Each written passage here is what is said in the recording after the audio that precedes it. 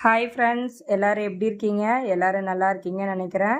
இன்றைக்கி நம்ம விலாகில் எதை பற்றி பார்க்க போகிறோன்னா, ஒரு அட்டகாசமான மட்டன் ஈரல் வந்து எப்படி செய்கிறதுன்னு தான் பார்க்க போகிறோம். வாங்க வீடியோக்குள்ளே போகலாம்.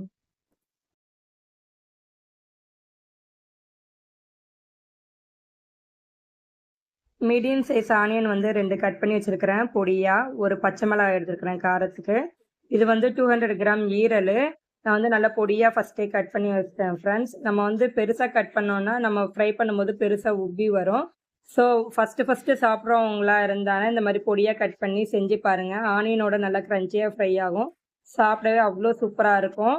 நான் வந்து உங்களுக்கு செய்யும்போது காமிக்கிறேன் ஸ்டெப் பை ஸ்டெப்பாக.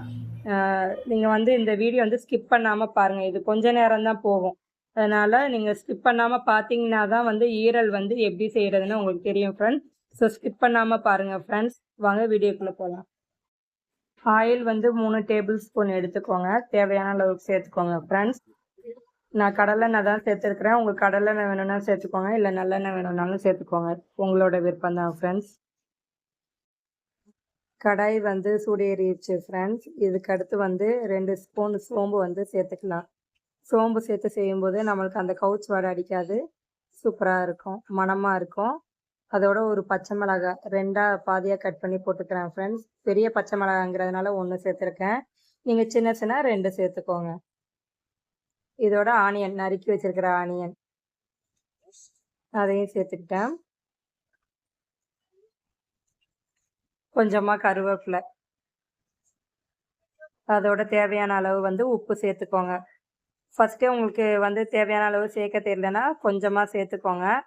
அதுக்கப்புறம் கடைசியில் உங்களுக்கு வேணும்னா பத்தலைன்னா அப்புறம் கொஞ்சம் சேர்த்துக்கோங்க ஃப்ரெண்ட்ஸ். நல்லா ஃப்ரை ஆயிடுச்சு ஆனியனு, கோல்டன் ப்ரௌனாக வந்துருச்சு. இப்போ வந்து இஞ்சி பூண்டு பேஸ்ட் வந்து சேர்த்துடலாம். நான் வந்து 1 ஸ்பூன் அளவுக்கு வந்து சேர்த்துருக்குறேன் ஃப்ரெண்ட்ஸ். அதை இதோட நல்லா ஃப்ரை பண்ணி விட்டுக்கலாம் ஒரு தடவை, பச்சை வடை போகிற வரைக்கும். ஆல்ரெடி நான் சொன்னேன் இல்லையா, கடையிலேருந்து வாங்கிட்டு வரும்போது பெரிய பீஸாக தான் வாங்கிட்டு வந்தாங்க அவங்க. நான் தான் வந்து ரொம்ப பொடியாக கட் பண்ணிட்டேன். ஒரு சில வந்து மீடியமாக கட் பண்ணிப்பாங்க. பாருங்க, இந்த பொடியாக கட் பண்ணதே நம்ம ஆனியனோட போட்டு ஃப்ரை பண்ணும்போது அதுவே உப்பி வந்துடுச்சு பாருங்க, பெருசா. அப்போ நம்ம பெரிய பீஸ் போட்டால் எப்படி இருக்கும்? அதனால தான் நான் பெருசாக சேர்த்துக்கல. பொடியாக நம்ம கட் பண்ணி அந்த ஆனியனோட சேர்த்து நல்லா ஃப்ரை பண்ணுங்க ஃப்ரெண்ட்ஸ். ஒரு 2 செகண்ட் கூட இருக்காது, நல்லா உப்பி வந்துடுது. இதை வந்து ஆனியனோட நம்ம க்ரன்ச்சியாக நல்லா ஃப்ரை பண்ணோன்னா சூப்பராக இருக்கும் ஃப்ரெண்ட்ஸ்.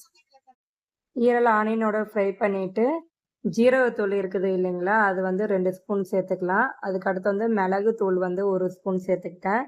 இதுக்கடுத்து கரம் மசாலா வந்து ஒரு 2 ஸ்பூன் வந்து சேர்த்துக்கிட்டேன் ஃப்ரெண்ட்ஸ். நம்ம வீட்டு குழம்பு மிளகாத்தூள் இருக்குது இல்லைங்களா, அது வந்து தேவையான அளவுக்கு கொஞ்சமாக. நான் ஆல்ரெடி மசாலா ஐட்டம் சேர்க்கும் போது நம்மளுக்கு காரம் தெரியும், பச்சை மிளகாய் வேறு போட்டுக்கிறோம். அதனால் குழம்பு மசாலா வந்து கொஞ்சமாக வேணுங்கிற அளவுக்கு நம்ம போட்டு நல்லா ஒரு தடவை ஃப்ரை பண்ணி விட்டுக்கலாம்.